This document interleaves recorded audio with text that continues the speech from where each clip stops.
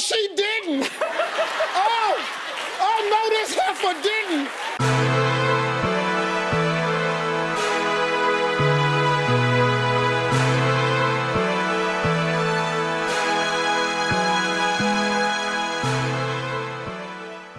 What's going on, y'all? Mark C.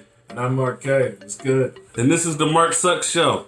Today we're going to be talking about... Whoa. Time out. It's been a long time, brother. How you doing? Shake my hand. You know what I'm saying? I mean, Corona and all that, but I still love this bull. Anyway, we missed y'all. I know it's been a long time coming, and we've been doing a lot of social distancing, but it's time to get back to work. Yeah. So as far as I'm concerned, we in the green. So today, like I was saying, we're going to be talking about something that's near and dear to my heart, The Last of Us 2. Yeah, I know some of y'all that tuned into our last draw, that last time y'all was with us, we was on the battle rap tip, and we going to get right back to that, but he wants to talk about The Last of Us 2, so that's what we going to do today, because pretty much we talk about what we feel like. Fuck y'all. But, hey, anyway. I didn't say that, but I feel the same. So, The Last of Us 2 is a video game made by Sony for the PlayStation 4, and it is a sequel to The Last of Us 1, of course, which was critically acclaimed one of the best games on the PlayStation 4 and PlayStation 3. The problem with The Last of Us 2 is it's getting review bombed. I don't understand why it's getting review bombed the way it is, but people are really, really upset about the story in The Last of Us. Well, I'm going to talk to y'all about why I feel it's an amazing game and why I feel people are just butthurt for no reason. Man, as far as me personally, I never played Last of Us. I literally just turned it on today, and that's because up until recently I didn't even own a PlayStation. So I've been missing out. But I turned it on today, and after the first couple of minutes or whatever, that first sequence, I instantly fell in love with the main character. So I kind of have it. So I guess I can see where these people are coming from, but we're going to talk about it. All right, so essentially, The Last of Us 1, a recap real quick, spoiler alert if you never played The Last of Us 1. I never played it, so why you want to spoil shit? Well, we can't talk about it without me spoiling it a little bit. Nah, what you calling it? All right, so this is what I'm going to say. This is what I'm going to say. The story is about Joel and Ellie. Ellie, of course, being a young lady who is immune to the fungus that is destroying the world and causing people to be zombies. And her blood is the key to making a cure. Joel's job is to travel across the country to deliver her to Seattle, where she is going to be used to create a cure. That is the story in a nutshell. But the complex part of it is the fact that Joel and Ellie form this bond like a father and his daughter. The very daughter that Joel lost in the beginning of the game, if you guys remember. So that relationship dynamic was replaced by Ellie and Joel. So, as the game progresses in the first one, you realize that these two are meant to be with each other. There's a genuine love there, and you actually start to feel them on a personal level. That's the relationship that people fell in love with in the first game. So why are people upset with The Last of Us 2? Yeah, why? Well, I'll tell you. Because in the first 2 hours of the game, Joel gets his head bludgeoned in by a playable character named Abby. Hold up. Now, when you say he gets his head bludgeoned in by a playable character, are you playing said character and bludgeoning in his head? No, not during that sequence. Okay, it's a cutscene. That would have been rough as fuck. That would have been vicious. Like they gonna make you kill your own favorite character in the game. That would have been vicious. See, this is the thing. Naughty Dog has created an atmosphere, basically, where anybody can get it. Okay, but why does Chick do this? I'm gonna get to that. See, when they first show her bludgeoning his head in, they never tell you why she did it. They tell that story later in flashbacks. So, Joel was not a good person. Let's get to that. Joel killed a lot of people in the first Last of Us. Yeah. Okay. Not only did he kill a lot of people, but he stopped them from making a cure. How did he do that? He killed them. Kill who? The Seattle people? He killed all the Seattle people so they couldn't make a cure because it would have killed Ellie. And he decided not to want to kill her because they formed this bond. Okay. So that sets up the next game because the people that he killed, the Fireflies, one of them was Abby's father. Okay. So the problem is, sounds like he had a gun. That's exactly what I'm saying. What goes around, comes around, goes around, comes around. Whatever you do. I mean, you're not saying nothing. I said it. But, okay. That's what I was getting to. All right. Well, get to it. Take a moment. Man, shut your mouth. Anyway, what goes around, comes around. So, Abby kills Joel. And we're supposed to feel bad for him because that was our favorite character from the first game. I didn't feel bad for him. Nobody just kills somebody for no reason. I mean, there are sick people out there that kill people for no reason, but she didn't act as though she didn't, she did it for no reason. It was more like, I know who you are, I know what you did, and this is why I'm going to kill you. And he was like, well, you guys are acting like you know me or something. And she's like, that's because we do. And shot his leg off with a shotgun. And, if you kill my daddy, what you think is going to happen? She killed a lot of people's dads. I mean, Joel killed a lot of people's dads in the first game. Hey, man, listen. It sounded like the bull had it coming, I guess. I don't know what type of sick fucks you are out there in the world that have a problem with the fact that he got his. Like, he literally stopped the world from being remade because he liked this one person. Hey, the needs of the many outweigh the needs of the one.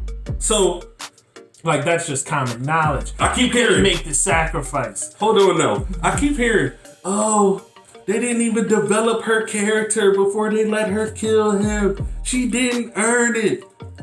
He earned it when he killed her dad. Exactly. He earned it. Exactly. So, like, what does she need to earn? Like, what does she need to earn in that? So now I got the gist. What does she need to earn? Like, she had every right to do this. Like, yo, you killed my father. That's all you need to know. I'm stepping in the scene. You see, like, so here I am. So The Last of Us basically tells a story in which every hero is actually a villain in somebody's story. So, to Abby, Joel was a villain. He killed her father. She loved her father. She was an innocent little girl when that happened to her. And she wanted revenge. And her father was trying to do the right thing. For humanity. Not just for one person, but for humanity. Now, imagine if one person had the cure to the coronavirus, and to get the cure to the coronavirus, they had to die. Now listen, I will say this, that the Fireflies were such good people, they would try to figure out a way to find this cure without killing this person. See, but if you know the story, you know that they did do that, but they weren't unsuccessful with trying to find the cure. So you keep trying. You keep trying. You're supposed to be the good guy. Yeah. You're not supposed to just be like, all right, we cool with this person being dead. Like, so that's still, so these people were still villains. Like, don't get me wrong. Everybody is a villain. There is no hero. Like, these Fireflies were still villains because they were willing to kill someone for their agenda. So wait a minute. It don't just stop there with The Last of Us 2 story. Then Ellie, who's pissed off that she killed Joel, but she killed Joel in front of Ellie. So that's like her dad. Ellie goes on a quest and kills everybody Abby ever loved. Everybody. That's lit. That's some Ego Montoya stuff, boy. My name is Inigo Montoya. You killed my father. Prepare to die. So Holla at me. I'm Ego Montoya. Kill my father. prepare to die. Anyway, yo, you suck. I will say this. Abby was justified in killing Joel, but also Ellie was justified in killing Abby.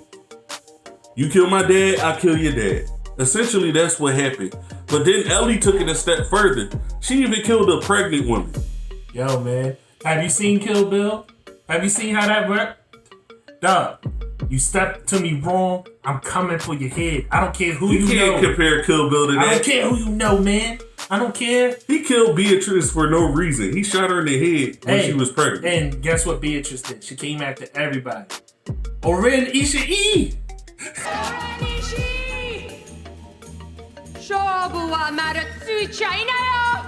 It was over. Vivica Fox. Can't have a serious conversation with this guy, man. Listen, so everybody from then on wanted Abby dead because of their relationship with Joel and Ellie. But in my perspective, Abby did what she had to do. Like, come on. First of all, her lifestyle, they complained about who she was as a person. She was a trained soldier. So she did what soldiers do. She killed people. When Ellie killed people, everybody cheered. But when Abby killed people, oh, she's such a bad person. She did terrible things. When Ellie killed the pregnant woman, it was no big deal. Nah, but it is a big deal. It's a big deal to logical people. But to the illogical geek out there who only cares about the characters that they beloved, that's like, okay, I like Uncharted. If Nathan Drake was killing pregnant women, I wouldn't like Nathan Drake anymore. But there's people out there that would make an excuse for him because they love him so much. Hey, listen, man. They always say, man, either you could die a hero or live long enough to see yourself become the villain. Straight up. Ellie lived long enough to see herself become the villain. And that's pretty much what I'm getting, that this is what Last of Us is. It's like, yo, you can either die, but the people that survive, they got dirt on their hands. All of them. Think about it like this. Ellie was, not just Ellie, but Abby was innocent from the beginning. And she put herself through training to become a soldier to get even with Joel. Yeah. That stuff would have never happened had he not killed her father. Just like Ellie wouldn't have went on the rampage and killed all those people if Abby didn't kill Joel. And it just kept going and going. Hey, if Joel sacrificed Ellie, then none of this would have ever happened. Last of Us would have been the end of everything. They would have found a cure and that would have been it. I mean, that's not right, but... and that Who's to say? it. Who's to say? No, I'm going to say that still wouldn't have been right. Listen, man. But, yo, besides all that, the point being is, it doesn't matter who your favorite character is or what character does what, blah, blah, blah. The reason why these stories draw you in is because there is a sense of finality behind these characters. There is a sense of reward behind these characters. Like, the reason why Superman has a bad PR problem is because you literally do not feel the gravitas of any situation he's in because he's freaking Superman. He can't die. Listen. Anyway, he can't die, and pretty much like there's no situation that he really truly can't handle. So when you have somebody like a Joel character and you have all these other characters where you're seeing characters die left and right, then it draws you in because you don't know who's going to survive. Like, the reason, now I'm going to get geeky with y'all for a second, because the reason why a TV show, well, more so an anime like Attack on Titan is so great is because in the very first 5 episodes, you saw the main character die. You watched that dude get eaten, and you was like, whoa, holy shit, I did not expect that to happen. Man, you seen so many of the characters that they started to draw you in with the montage of training and this, that, and the third. You just watched them get wiped out as if their training was a shit. So it let you know that things was real. And so when you see that kind of stuff, now I'm not gonna spoil for those that didn't watch Attack on Titan. I'm not gonna spoil what happens after the main character gets eaten. But anyway, so that kind of stuff, it sticks with you.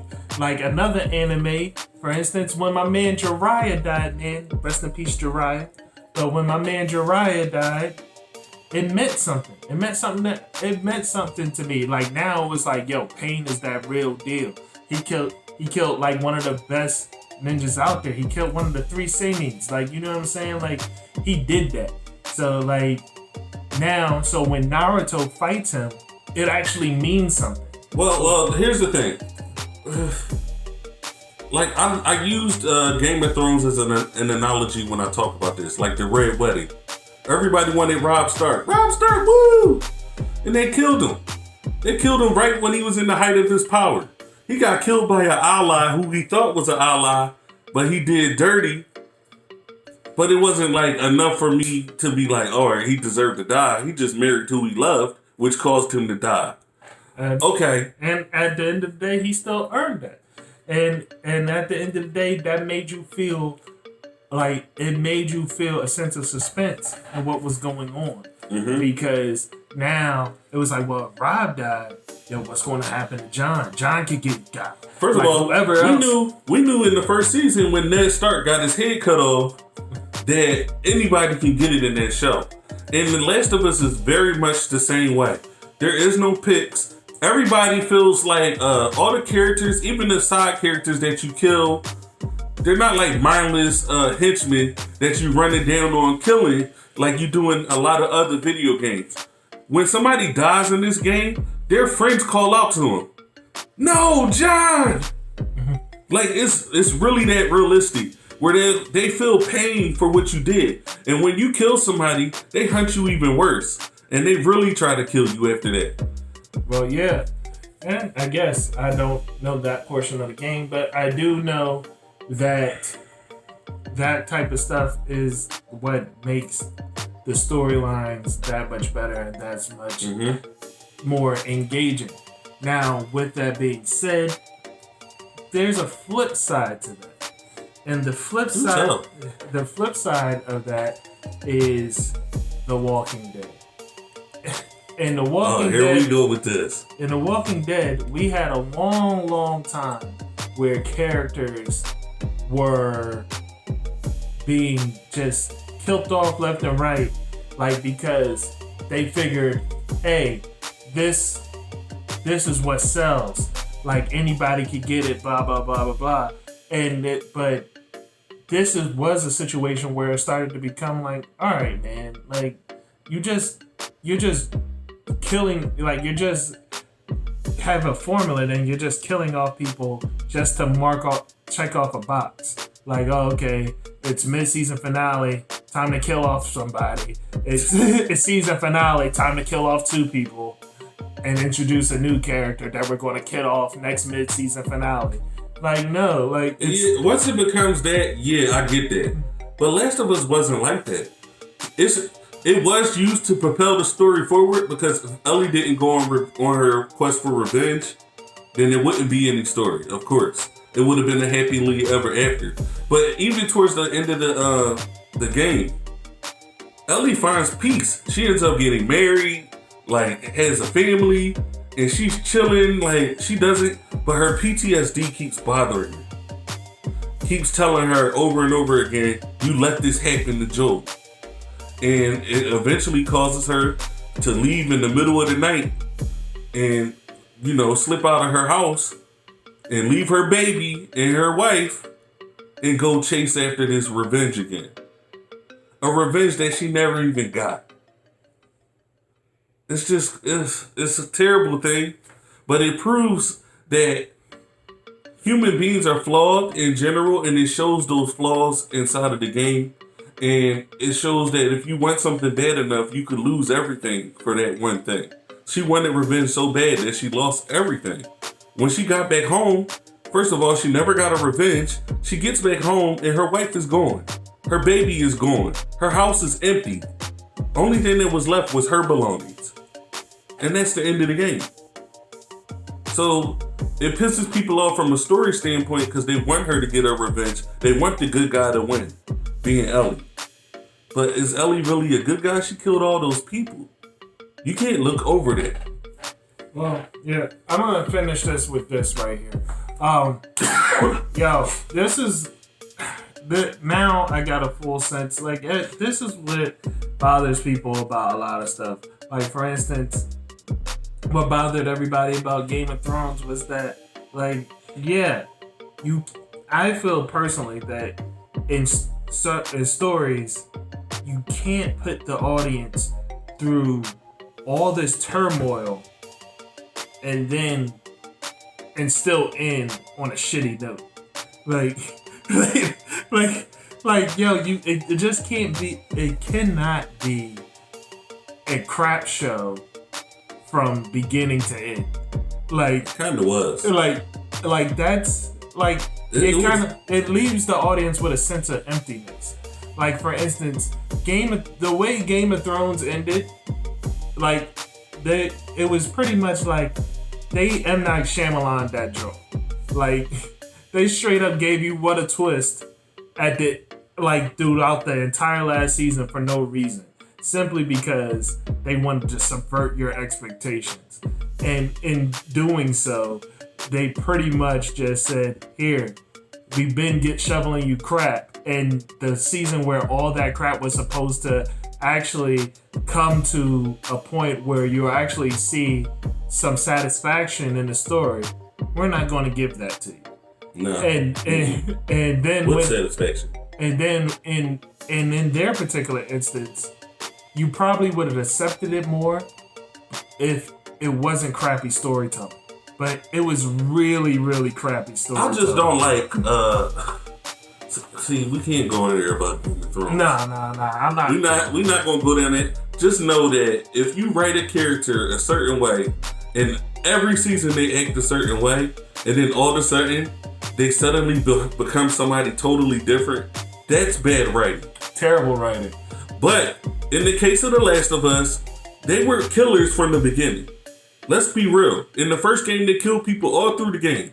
In the second game, they killed people all through the game. There is no difference. You just chose to ignore the fact that they're mass murdering people. Mm-hmm. Don't try to blame the writers and say, oh, Ellie wouldn't have done that. Because yes, she would have, because she killed people in the first one. Like, that's who she is. Don't be mad at the writers and say it's bad storytelling because they made somebody want revenge because they killed her father. If somebody killed my father, I would want the same thing for them. Alright. Just saying. We're going to leave it there. I know some of y'all going to try to cancel us for this. But holla at us in the comment section. Comment, rate, subscribe. Just let us know how you feel about the game if you played it. And if you're thinking about playing it, just be ready to cry. Be ready to be angry. Be ready for a range of emotions because it's really a roller coaster. All right? All right. And I think I'm just going to not play this game now because that's depressing. So, yeah, man. Mark C. Ego Montoya. Killed my father. Prepare to die.